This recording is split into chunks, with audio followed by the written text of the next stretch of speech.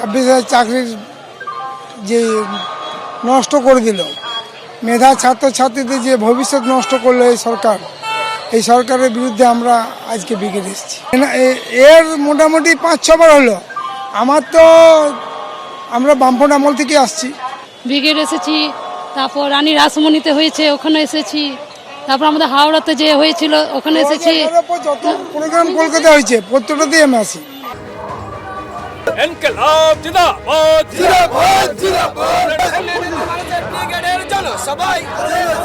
আর এরই মধ্যে হাওড়ায় বন্ধ রয়েছে লঞ্চ পরিষেবা, যার ফলে যে সমস্ত কর্মী সমর্থকেরা হাওড়া স্টেশনে এসেছেন লঞ্চ পরিষেবা বন্ধ রয়েছে দেখে তারা অত্যন্ত ক্ষুব্ধ, ক্ষোভ প্রকাশ করেছেন। তারা 4টি বাম গণসংগঠনের ডাকে আজ ব্রিগেড সমাবেশ এবং বহু মানুষ যারা জেলার দূর দূরান্ত থেকে তারা ট্রেনে করে হাওড়া স্টেশনে এসে পৌঁছেছেন ব্রিগেড প্যারেড গ্রাউন্ডে যোগ দেবেন বলে। তবে তার আগে যখন তারা হাওড়া স্টেশনে পৌঁছন তখন দেখতে পান যে লঞ্চ পরিষেবা বন্ধ রয়েছে। সরাসরি কথা বলবো ঐশী মুখোপাধ্যায় রয়েছেন আমাদের সঙ্গে। ঐশী, ঠিক কি কারণে আজকে লঞ্চ পরিষেবা বন্ধ এবং এই নিয়ে বাম কর্মী সমর্থকেরা যারা হাওড়া স্টেশনে এসে পৌঁছেছেন কি অভিযোগ করছেন তারা?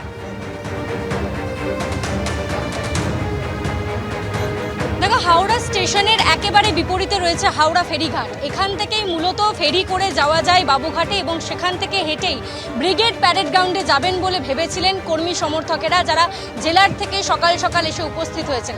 তবে আসার পরেই দেখা যায় যে ফেরি ব্যবস্থা আজকে বন্ধ রয়েছে, ফেরি পরিষেবা আজকে বন্ধ রয়েছে।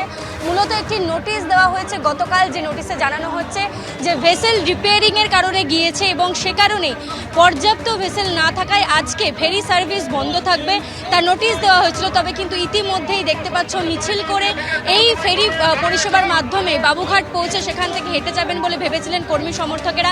আমাদের সঙ্গে রয়েছেন কয়েকজন, তাদেরকে জিজ্ঞেস করব আজকে ফেরিঘাট বন্ধ রয়েছে। হ্যাঁ, ফেরিঘাট এসে তো আমরা দেখছি হঠাৎই ফেরিঘাট বন্ধ। আমরা ফেরিঘাটের জন্য ওয়েট করছি, কিন্তু শুনলাম নাকি কোনো সংস্কারের জন্য হয়তো ফেরিঘাট বন্ধ আছে। আমাদের যাই হোক অন্য উপায়ে হেঁটেও যেতে হবে, নইলে আমরা অন্য উপায়ে মিছিল সহকারে আমরা হেঁটেই চলে যাব। হ্যাঁ, এই আমরা তো এখানে এসেই শুনছি, মানে আগে থেকে তো কোনো ব্যবস্থা নেই বা কিছু আমরা জানিও না। আমরা তো ওয়েট করছি, যে এখনই জানছি নাকি ফেরিঘাট কোনো সংস্কারের জন্য বন্ধ। প্রতিবারে খোলা থাকে, রবিবারে খোলা থাকে, যেদিনই মিটিং হয় আজকেই বোঝা গেল ফেরিঘাট সবটাই বন্ধ করে দিচ্ছে।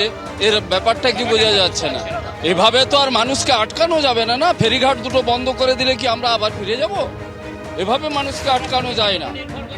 আমরা হেঁটে এসছি, হেঁটে যাবো, পরিষ্কার ব্রিগেডে যাচ্ছি। ব্রিগেডের এই যে ফেরিঘাট সার্ভিস বন্ধ রয়েছে, তা আপনারা হেঁটেই যাবেন? হ্যাঁ, হেঁটেই যাবো। লক্ষ্য তো আমাদের ব্রিগেড, ফেরিঘাট নয়।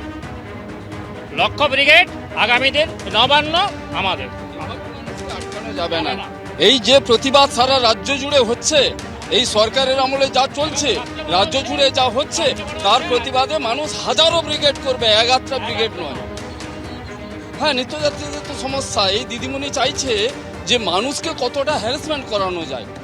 মানুষের প্রতিদিনের যে সমস্যা, এই সমস্যায় আরও বেশি করে উনি যুক্তি করতে চান। বলছেন যে নিত্যযাত্রীদেরও কিন্তু সমস্যা হবে। আজকে রবিবার, অনেকেই ছুটির দিন ঘুরতে যান, তো সেক্ষেত্রে এই যে ফেরি পরিষেবা বন্ধ রয়েছে, যেটা গুরুত্বপূর্ণ একটা মাধ্যম যোগাযোগের, সেই যে যানবাহন মাধ্যমটা বন্ধ করে দেওয়া হলো, সেটা নিয়ে কিন্তু ক্ষোভ প্রকাশ করছেন এই মুহূর্তে এবং তারা জানাচ্ছেন যে তারা হেঁটেই যাবেন, ব্রিগেড পৌঁছবেন, ব্রিগেড তাদের উদ্দেশ্য। ফেরি সার্ভিস বন্ধ থাকলেও তাদের কিছু যায় আসে না। তারা কিন্তু দেখতে পাচ্ছ মিছিল করে এই মুহূর্তে হাওড়ার যে সেতু, সেই সেতু দিয়ে, সেই রাস্তা দিয়ে কিন্তু তারা চলে যাচ্ছেন এবং তারা যেমনটা জানালেন যে ব্রিগেড মুখে হতে তাদেরকে কেউ আটকাতে পারবে না।